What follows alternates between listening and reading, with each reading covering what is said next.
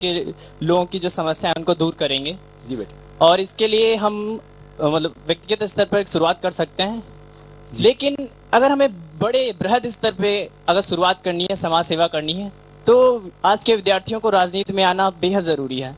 तो इसके लिए मेरा प्रश्न ये है कि आप हमारे जो नई पीढ़ी है उनको राजनीति में लाने के लिए क्या आप भावी योजना आपकी क्या है, कैसे लाएंगे आप?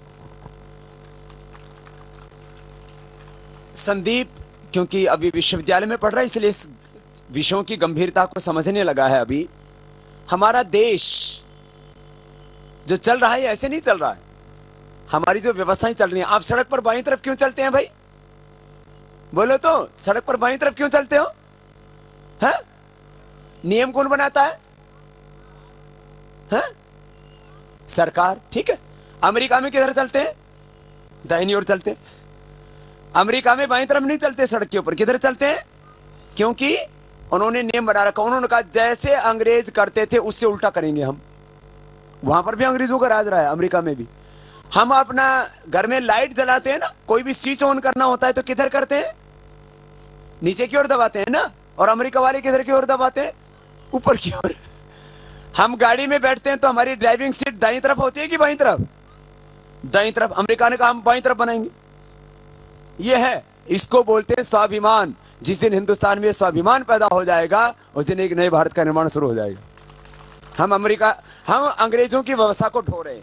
अब बेटे ने प्रश्न पूछा, राजनीति, ये राजनीति है। सारी व्यवस्थाएं, आपको सड़क पर चलना है तो तय कौन करता है? बोलो। पैसे आपके पैसे ही सड़क बनी है, चलना आपको है, लेकिन किधर चलना है ये तय कौन करती है? बच्चे आपके, उनका भविष्य बनेगा बिगड़ेगा उसका असर आप पर पड़ेगा, लेकिन उनको वो जो पढ़ेंगे उसको तय कौन करती है?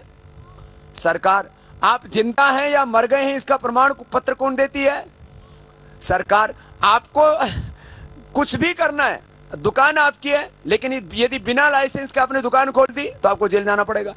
आपको फैक्ट्री में माल पैदा करना है, आप देश का भला कर रहे हैं, लेकिन उसके लिए एनओसी नहीं ली तो आपको जेल जाना पड़ेगा। आप 100 रुपए कमाते हैं, उसमें से 30 रुपए नहीं दिए गवर्नमेंट को तो आपको जेल जाना पड़ेगा। बिना इन्वेस्टमेंट के वो भागीदार हो जाती है, पार्टनर हो जाती है। इसलिए सरकार में अच्छे आदमी आने चाहिए। इसके लिए हमारी योजना ये है, या तो ये वर्तमान वाले नेता सुधर जाएंगे, नहीं तो पूरे देश में हम युवाओं को ही ये अवसर देंगे और पूरे हिंदुस्तान को कहेंगे कि अब उनके हाथों में भारत का भविष्य होना चाहिए। कम से कम 70-80% युवा उम्मीदवार होने चाहिए, कुछ बुजुर्ग भी होने चाहिए, उनके अनुभवों से भी काम लेना चाहिए। जी बेटा। मैं सुधांशु पांडे, जिला हृदय से। जी बेटा सुधांशु। आपके अंतरतम में विद्यमान उस दिव्यता को प्रणाम करना चाहूंगा जो कि तमाम संघर्षों, दिक्कतों और आरोपों लांछनों के बावजूद भी आप